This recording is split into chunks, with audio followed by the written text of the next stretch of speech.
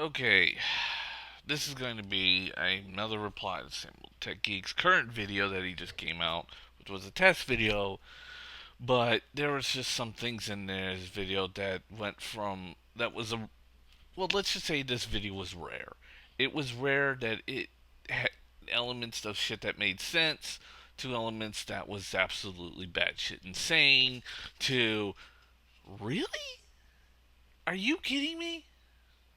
And I know that Samuel Tikik was complaining about these games being too short, and well, okay. In reality, Samuel Tikik is complaining about two games that were financial and as well as a critically acclaimed success, and they are Super Mario 3D Land and Portal 2.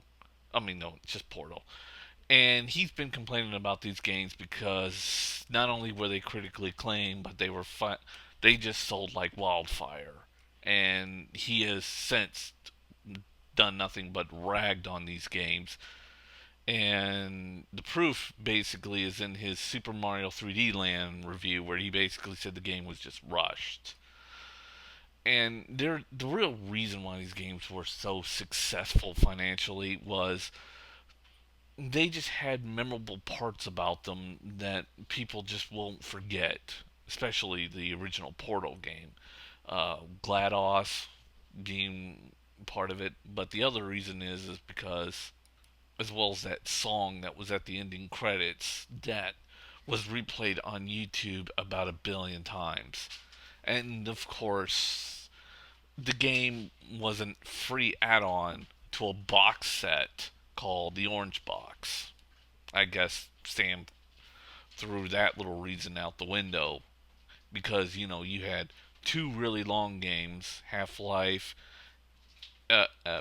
2 and Half-Life 2 Episode 3, because Half-Life 2, I mean no, Half-Life 2 Episode 2, because Half-Life 2 Episode 1 was kinda short, and a lot of people complained about that one. But yeah, let's forget that Portal 2, Portal 1, I did it again.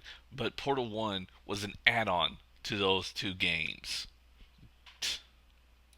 And what makes a game replayable, Sam, is sometimes extremely good gameplay really helps, but the length of the story doesn't really matter to people or how long it takes them to play it. It's just if it's got something really memorable and it's a really good game with really good gameplay to it, people just won't let it drop ever. And that's why these games are so huge.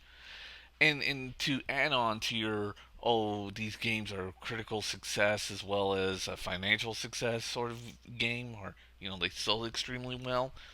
Well, there are tons, and I mean tons, of these critically acclaimed games that were massive, massive flops, like Mad World being one of them. Yeah, the critics loved it, but nobody bought the game. I'm sorry, but when both critics and the customers agree with a game, it becomes both a critically acclaimed and as well financial success. And let's face it, and of course the Super Mario Brothers series. Has there ever been a storyline in the Super Mario Brothers series ever since the first Super Mario Brothers? Or hell, even with Donkey Kong, it really wasn't much of a story. It was just a simple rescue story. Of course, with Super Mario Brothers, it took elements that Superman took elements from, as well as Star Wars and Star Trek and Superman. And basically, they all borrowed elements from the novel set, The Prince of Mars, even though that Disney turned it into a shitty film. But when games have that memorable moment that just sells and keeps selling, there's nothing you can really do about it, especially when it comes to the ending song that was at the end of the first Portal game. And of course, it was repeated on Portal 2, and it was just as much replayed over and over and over. I swear, when Portal 1 came out, that ending song at the ending credits was just continuously played all throughout YouTube nonstop.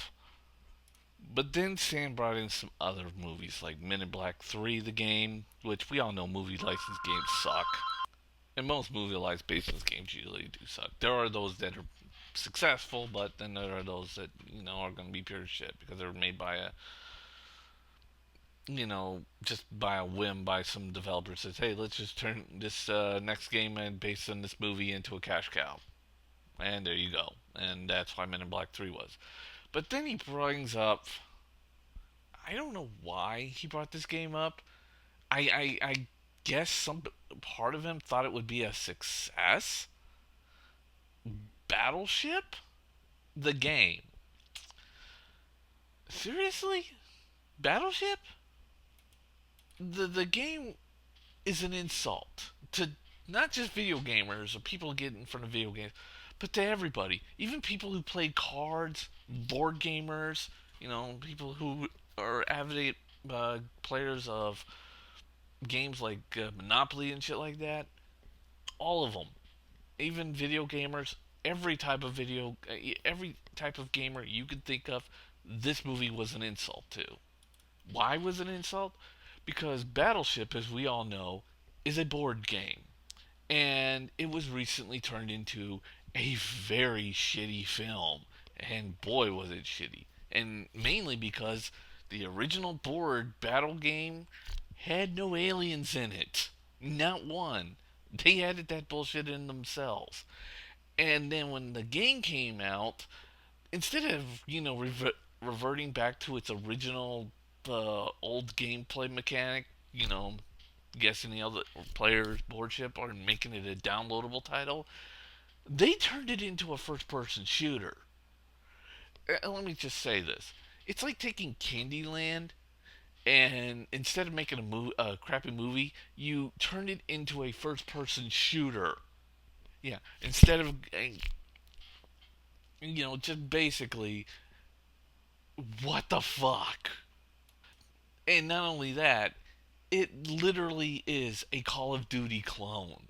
They turned a board game, a strategy board game that millions have played throughout the years, and turned it into a Call of Duty clone. Can you imagine if they did that to like Candyland or Monopoly? Just turned it just got rid of all those other elements and just turned it in straight out into a Call of Duty clone. Well, unfortunately, that nightmare kind of came true when Battleship the game came out. And the game was dead on arrival the instant the movie was in pre production, or even when the movie was a thought bubble and they said, let's make a movie based on this board game.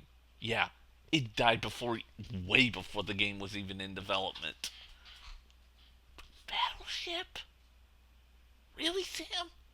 Battleship is a disappointment? Really?